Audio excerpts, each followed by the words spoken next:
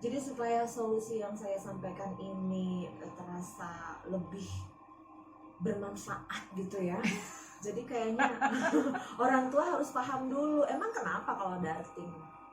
Emang kenapa kalau darting? Kan wajar dong gitu kan, namanya kita capek kan gitu ya, namanya nggak ngurusin itu aja gitu kan. Dan supaya solusi disampaikan nanti itu terasa lebih.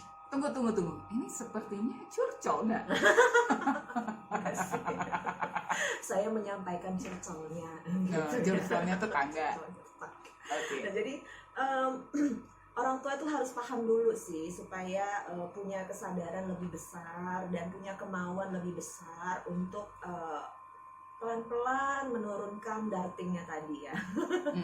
Jadi kalau kita itu terlalu sering marah kepada anak, apalagi di setiap kesempatan belajar dengan anak, orang tua selalu marah-marah ya. Ini sebenarnya akibatnya cukup fatal loh Mbak Rin.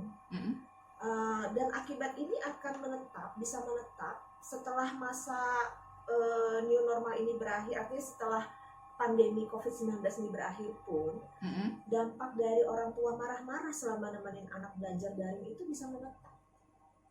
Makanya orang tua harus sadar apa sih bahayanya marah-marah gitu ya. Yang pertama itu bisa mengubah mindset anak tentang belajar. Jadi yang tadinya anak merasa belajar itu menyenangkan, ya kan? Ketika di sekolah kan anak-anak merasa belajar itu menyenangkan ya. Ketemu dengan teman-teman ya kan, gurunya sayang, perhatian gitu. Nah tiba-tiba selama di rumah beberapa bulan mindset tadi berubah gitu. Jadi mengubah mindset anak yang tadinya menganggap belajar itu happy, menyenangkan, enjoy, jadi menyeramkan kayak kata Mbak Rini tadi, menakutkan gitu ya. Jadi terasa beban buat anak. Nah kalau anak sudah merasa seperti itu kan motivasi belajarnya jadi menurun. Kemudian anak-anak yang terlalu sering dimarahi orang tua, apalagi dibanding-bandingkan dengan anak lain gitu ya. Nah ini kan kesal ya. Nah lama-lama anak jadi berontak gitu. Jadi terjadi pemberontakan dalam hatinya yang nanti akan pelan-pelan dimunculkan dalam bentuk mulai membantah, mulai melawan, susah diatur. Nah, seperti itu. Dia bikin-bikin gitu ulahnya gitu ya.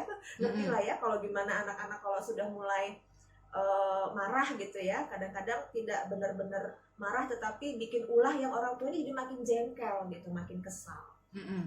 Nah kemudian marah-marah pada anak apalagi kalau sampai bentak-bentak ya kan, cubit ya kan, mukul, ini cepat banget loh Mbak Rin memutuskan sinap-sinap di otaknya. Sinap-sinap apa sih itu? Sinap itu kan hubungan antara sel saraf di otak, antara sel saraf yang satu dengan yang lainnya. Semakin banyak sel saraf yang terhubung, sinapnya nyambung, ini akan membuat anak semakin cerdas, semakin pintar, semakin kreatif gitu. Tapi kalau sinapnya itu putus, karena sudah dibuktikan oleh penelitian ya, ketika orang tua marah, membentak ya, anak merasa takut, anak merasa sedih, terkejut, itu sinap di otaknya putus Mbak Rin. Nah, semakin banyak yang putus, itu otomatis akan menurunkan kemampuan anak untuk belajar. Jadi menurunkan kemampuan untuk menangkap pelajaran, menurunkan kemampuan untuk mengingat pelajaran yang sudah dia serap, menurunkan kemampuan untuk berkonsentrasi. Nah, ini nanti kan anaknya jadi susah belajar ke depannya gitu. Kalau sinapnya semakin banyak yang putus gitu kan. Kemudian yang berikutnya juga yang menurut saya cukup penting ya, ketika orang tua sering marah, otomatis hubungan baik antara orang tua dengan anak bertambah buruk ya. Terutama dalam hal komunikasi. Jadi anak jadi takut gitu berbuat salah. Karena anak takut berbuat salah, dia juga takut untuk bercerita apa sih kesulitan yang dia hadapi, ya kan? Karena takut disalahin gitu. Nah kalau anak sudah takut berbuat salah, anak tidak mau bercerita kepada orang tua yang kepengennya bantu anak, sebenarnya orang tua itu marah bukan karena benci sama anak sebenarnya ya, bukan karena marah sama anak, tapi lebih kepada karena stres tadi tuh ya.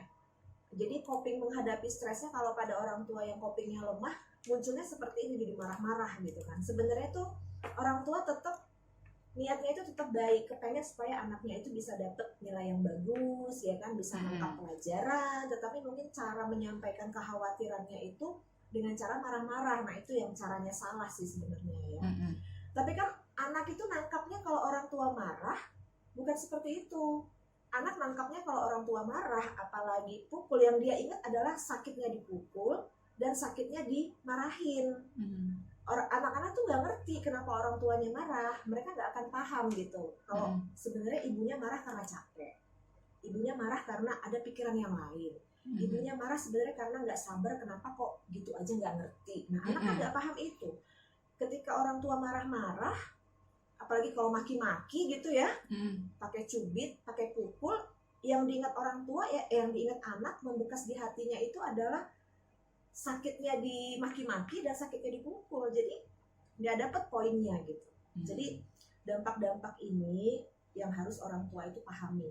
Jadi kalau orang tua sudah ngerti, ternyata dampak dari marah-marah kepada anak itu cukup berat. Jadi mudah-mudahan solusi yang akan kita sampaikan ini jadi lebih berarti dan lebih berfaedah gitu. Faedah ya.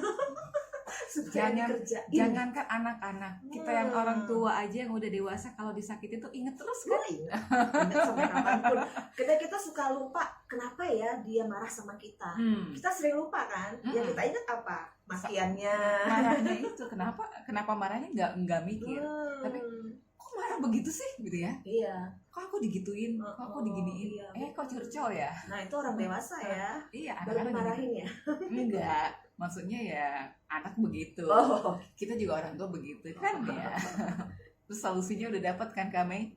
Nah nanti kita sambung lagi. Sahabat Sonora yang ingin bergabung bersama kami silakan 0811 6040 904 0811 6040 904 atau bisa juga langsung di Facebook, di wallnya, boleh juga di inbox Sonora Medan ya, di @sonoramedan. Kita akan kembali sesaat lagi.